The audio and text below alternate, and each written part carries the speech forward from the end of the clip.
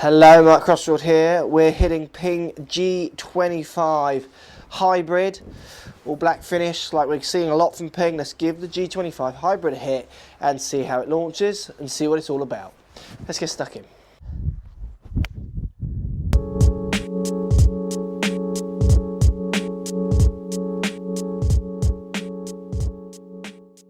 Right guys, welcome to a really cold review. We've had snow here, it's just pretty nasty here in the UK at the minute, but to cheer things up, I've got the Ping G25 Hybrid in my hand. So we're going to give this hybrid a hit and see how it feels and launches. I've not hit it yet, so I'm looking forward to this.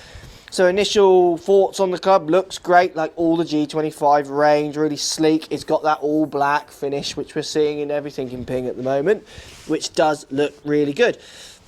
Now, being someone who actually uses the Ping G20 Hybrid, I was keen to see what this one is going to be like, and we'll talk about that a little bit in a second, but definitely very different to the G20, the older one if you like. This is much more aimed more at looking like the i20 Hybrid and also the Answer Hybrid. Putting it down by the ball, you get a slight little contrast in the top line of the club to the matte black finish, which does help with alignment and seeing the face clearer, as in pointing left and right, which I like. It's a nice big head, which for this bracketed club, you know, for me, I'm thinking G25 is really going to be good for people who want to get the ball up in the air, and that looks like that bigger head's going to do that. The back of the club does hug the ground quite neat, so moving centre of gravity's back and down, which again is good ideally for launch in theory. So let's give it a hit, see what it feels like. Does look very good and very easy to hit initial fall. So here we go.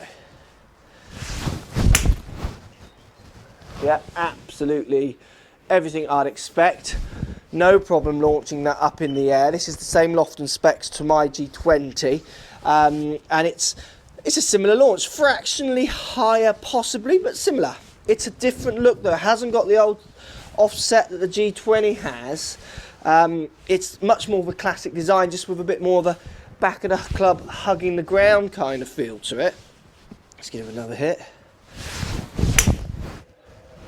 A lovely sound off the face. It feels very crisp, very solid, and it does everything I'd expect a hybrid to do. You know, in this bracket it does get up in the air very easily. It does feel quite easy to maneuver this club whichever way I want, as in higher and lower, which I like to be able to do with my hybrids.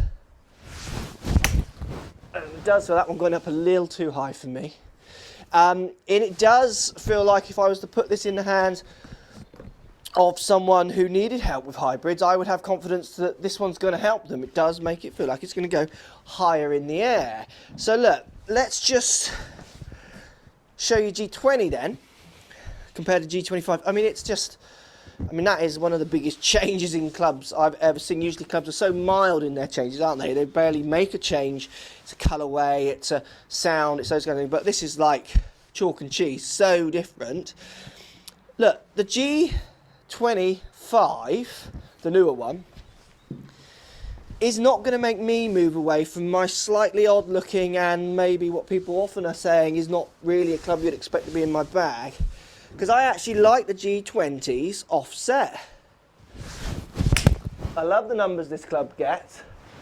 I love how it sits by the ball. I love that little offset which resembles my irons more, and it makes me feel like I can really manoeuvre the G20 left, right, high and low. I can do what I want with it. The G25, it does make me feel that, but not to the degree of the G20. So it's an interesting one. I think G25 would probably, I don't know the sales figures from Ping, but I would imagine G25 could sell much better than G20, because G20 is a funny little thing where this is much more classic and in line with the rest of the range. The performance is still there, but definitely for me, I would struggle to put this in my bag over the G20. Not to say it's not better, it's just cosmetically, I've kind of really fallen in love with G20, which is a funny thing because it's one of the ugliest clubs out there. So look, G25, it's a great little hybrid. You want to get the ball up in the air from a variation of lies with a matter of ease. I would struggle to find many hybrids out there that are easier than this one. So definitely go and check it out. I mean, I've got it spec'd up with an extra stiff shaft. This is a 20 degree. I do feel like This would stay low-ish, but I know there's hybrids out there that I could maneuver a bit better. G25, love it. Interested to know what your thoughts are on it. Any of you G20 lovers or haters gonna love or hate this one over that? I'd be interested to know your thoughts. For me, definitely G20 is better, but it's purely on its funny. I actually like its funny looks. This one I think is going to appeal to much more people, G25, because it is more cosmetically pleasing while still featuring similar to good performance. Let me know what you think. Post comments down below, and thanks for watching. So if you like what's going on here, don't be afraid to subscribe to the channel. Also thumbs up the video, post comments. Love to hear what you guys got to say. Let's keep it social. The more we talk, the more we share, the easier this game will get for everybody. So if you want to find me on Facebook here, you can find me on Facebook.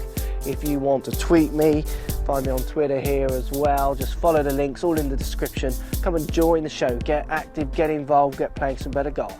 Thanks for watching.